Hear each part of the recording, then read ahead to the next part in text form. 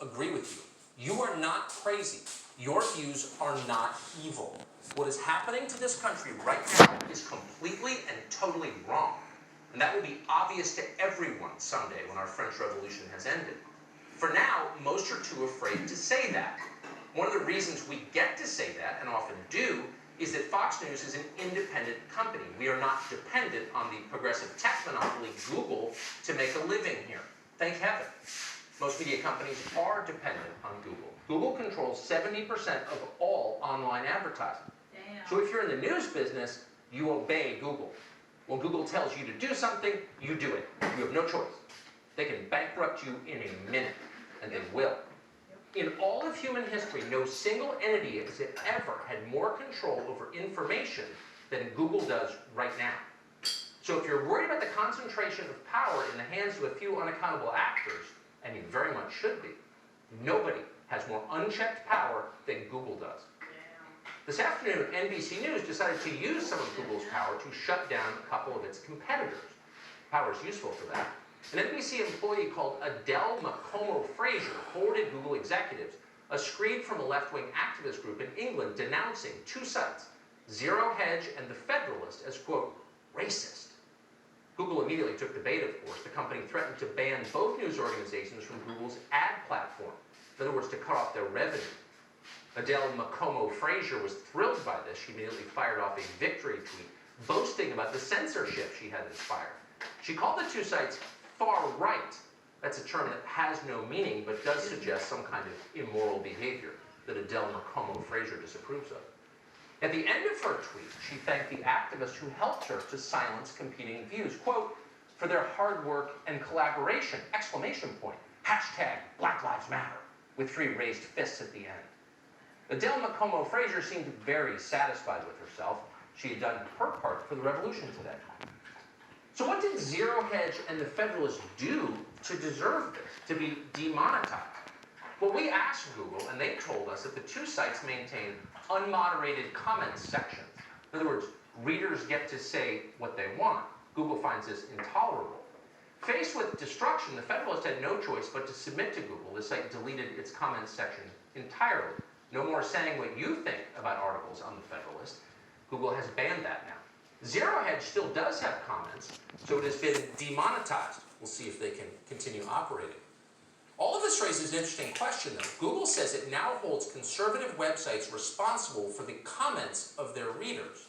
And yet, irony of ironies, thanks to a special carve-out Google has received from the United States Congress, something called Section 230 of the Communications Decency Act, remember that, Google itself is not responsible for content on its platform because the Congress says it doesn't have to be. So if you're slandered by someone, for example, and that slander passes through Google servers, you cannot sue Google over it. Google is immune from the consequences. Immunity is a very nice thing to have if you're a big company. Fox News doesn't have it. But again, thanks to Congress, Google does have immunity. And that's one of the main reasons that Google's founders are some of the richest and most powerful people in the world, because Congress allowed them to be. Senator Josh Hawley pointed this out today. Let's hope he and his colleagues act soon to revoke this privilege. If Google will not extend 230 protections to others, Google should not enjoy those protections itself, obviously. Google should have faced these consequences a long time ago. Congress should have done this years ago. It's been clear for a very long time that the big tech monopolies have now surpassed the federal government as the chief threat to our liberties. Google is the most powerful company in the history of the world. It's the portal through which the bulk of our information flows. That means that Google isn't on the level, neither is our understanding of the world. 3 years ago. To an unprecedented extent, Google controls reality. Now, Google's already shown a disturbing willingness to distort reality for ideological ends. Yep. Damn. And now it is happening. Google is acting directly to shape what people can say and what they're allowed to speak. It's a direct effort to stifle free speech. All of that is even truer today. So why hasn't the Congress done anything about this? Well, we'd love to ask Senator Mike Lee of Utah. We invited him on the show tonight. He would not come. We've invited him before. He would not come then. Why do we ask him? Because Lee chairs the Senate Antitrust Subcommittee. He is the man who could do something to protect you from Google. But Lee has not bothered to do that. Instead, Mike Lee repeatedly has taken the side of the big tech companies over your constitutional rights, the constitutional rights Mike Lee is sworn to uphold and protect, but refuses to. Money The question is, talk, why is Mike Lee bullshit, still wow. sitting in the United States Senate? He should not be in the Senate. That is What a worm. We are hoping Mike Lee is soundly He looks like defeated a in his worm. next primary by someone who cares about the Constitution, and more to the point about protecting Americans from the actual threats they face. We are fervently rooting for that day. We will celebrate it when it happens. We trust it will. So how about House Republicans? Well, this spring, Congressman Doug Collins, the ranking member of the House Judiciary Committee, and Jim Sensenbrenner, the ranking member of the Antitrust Subcommittee, released a letter defending Google and the other tech monopolies from scrutiny. They attacked any investigation of the tech companies that might have, quote, preconceived conclusions that large tech companies are inherently bad or must be broken up. They actually wrote that. Who is paying these guys? And more to the point, whose side are they on? Again, let us hope for a vigorous primary challenge to these two and any who share this view. Year in and year out, we vote for these people in the fervent hope they will stand up for us when it matters. Now it matters. And now, like every time before, they sell us out. We're fucked. Time is up. Seriously, it is too much. The stakes are too high. We need better leadership. We need someone to protect us. Nobody is. Sean Davis knows that feeling well. But they want Co-founded the Federalists. We're happy to have Obama, the Sean, savior, their so, Jesus Christ, to come and save them. Tell us the obvious thing. Did you know this was coming? He's the black Jesus. No, we didn't, and it's actually really interesting how this came about. We never got any formal notice from He's Google. the black Jesus.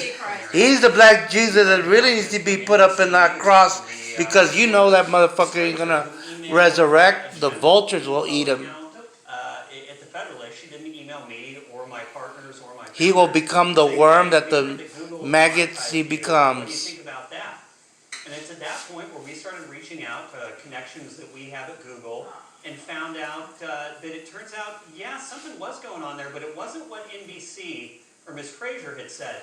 In fact, it looks like NBC, the network that coddled Harvey Weinstein and Matt Lauer, by the way, had partnered with a foreign left-wing group in Europe to go after us and to use Google to go after us. And as of now, Soros we have at work. temporarily removed our comment sections.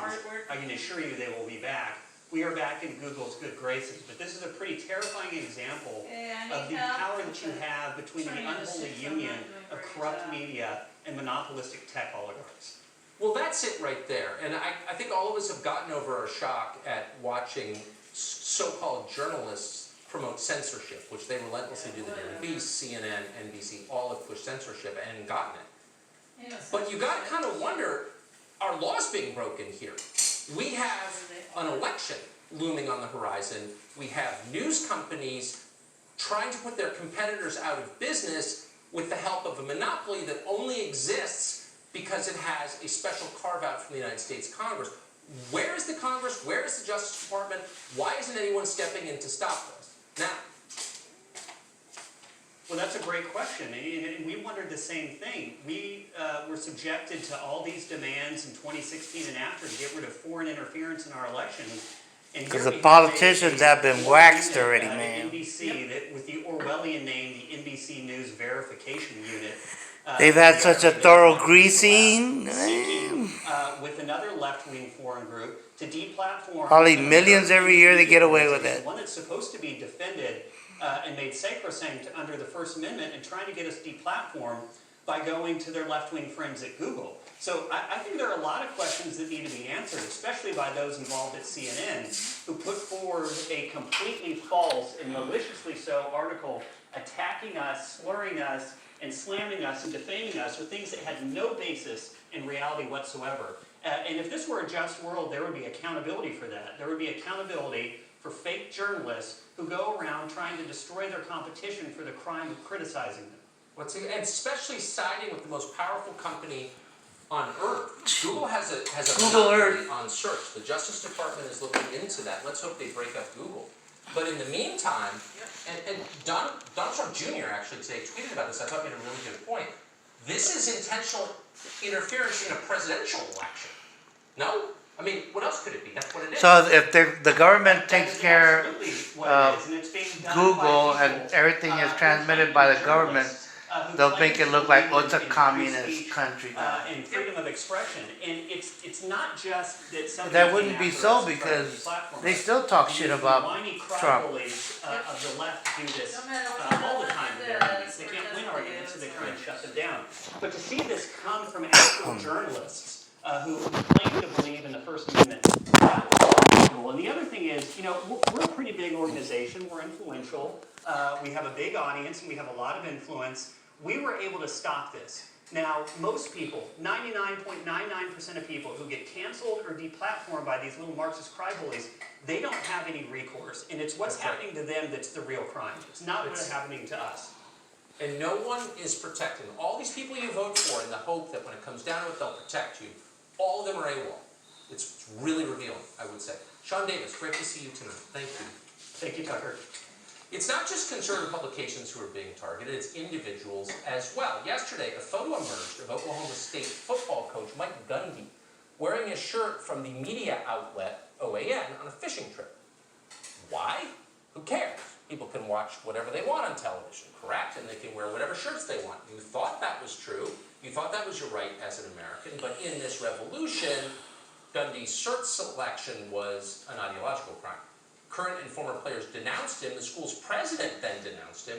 And Gundy issued an apology. Nobody stood up to defend him. Brit Hume is Fox's senior political analyst.